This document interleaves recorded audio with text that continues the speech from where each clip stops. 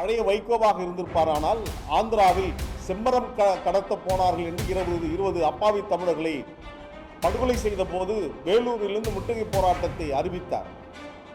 வருகின்ற வழியில் மழங்கி என் மீது தான் ஒரு சாய்ந்தார். அவரை சாய்ந்து பிடிக்க வைத்து அவருக்கு தண்ணீர் தெளித்து அவரை ஆசுவாசப்படுத்தி மீண்டும் நடக்க செய்து அழைத்து சென்றோம்.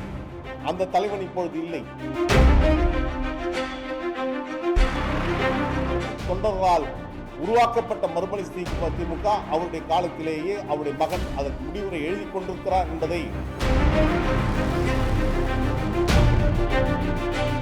ஜனநாயகத்துடைய 4வது வலிமையான தூண்களாக இருக்கின்ற ஊடகத்துறையினரை மிரட்டுகின்ற விதத்தில், அச்சுறுத்துகின்ற விதத்தில், ஒருமையில் பேசி நீ எந்த தொலைக்காட்சி, உன் பேர் என்ன, எந்த பத்திரிகை என்று கேட்டு மிரட்டுகின்ற அளவுக்கு அவருடைய அந்த ஜனநாயக பண்பு கெட்டு போய்விட்டதை நாம் கண்கூடாக பார்த்து கொண்டு வருகிறோம். அவர் தொடர்ச்சியாக ஒரு நிலையில் இல்லாமல் மாறி மாறி பேசி கொண்டு வருவதை நம்மால் காண முடிகிறது. இதே பழைய வைகோவாக இருந்திருப்பாரானால் ஆந்திராவில் செம்மரம் கடத்த போனார்கள் என்று 20 அப்பாவி தமிழர்களை படுகொலை செய்த போது வேலூரிலிருந்து முற்றுகை போராட்டத்தை அறிவித்தார். வருகின்ற வழியில் மழங்கி என் மீது தான் ஒரு சாய்ந்தார். அவரை சாய்ந்து பிடிக்க வைத்து அவருக்கு தண்ணீர் தெளித்து அவரை ஆசுவாசப்படுத்தி மீண்டும் நடக்க செய்து அழைத்து சென்றோம். அந்த தலைவன் இப்பொழுது இல்லை. இருந்திருப்பாரானால் இந்த நேரம் சாம்ராஜ் நகர் மாவட்டத்தில் அன்னூர் தாலுக்காவில் நடந்திருக்கின்ற இந்த படுகொலை கண்டித்து இந்நேரம் போர்க்கோலம் கொண்டிருப்பார். ஆனால் அப்பொழுது இல்லை, எங்கே இருக்கிறார் என்று தெரியவில்லை என்ற அளவுக்கு வைகோ நிலைமைகள் சென்று கொண்டிருக்கிறது. எனவே அவருடைய நிலைமைகள் பரிதாபத்துக்குரியதாக மாறிக்கொண்டிருக்கிறது. அவருக்காக நாங்கள் வருத்தப்படுகிறோம்.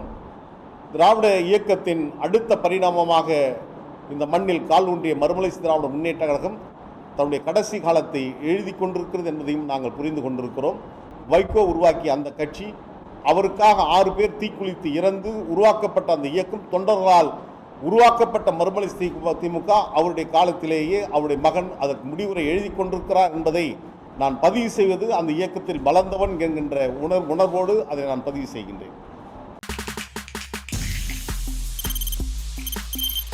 தவிர்க்க முடியாத தம்ப்நெயில்ஸ், கலக்கலான கண்டென்ட்ஸ், சினிமாவும் சீரியஸ் பிரச்சனைகளும், பல வருடங்கள் இடைவெளிக்கு பிறகு இந்த படத்துல ஒரு கலகலப்பும் கைகலப்பும், போயிட்டே தான் இருக்காரே தவிர பிரேக்கே இல்லாமல் பிரேக்கிங் நியூஸ் சொல்லும் தந்தி டிவி ஆப். இன்ஸ்டா தலைமுறை வரை இறங்கி அடிக்கும் தந்தி டிவியின் டிஜிட்டல் எக்ஸ்க்ளூசிவ். அது தண்ணிக்குள்ள போகும்போது ஹேங் ஆயிடுச்சு.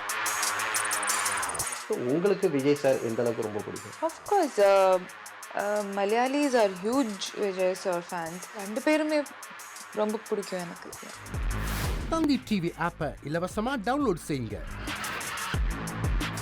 ஃபாலோ பண்ணுங்க, சப்ஸ்கிரைப் பண்ணுங்க, என்ஜாய் பண்ணுங்க.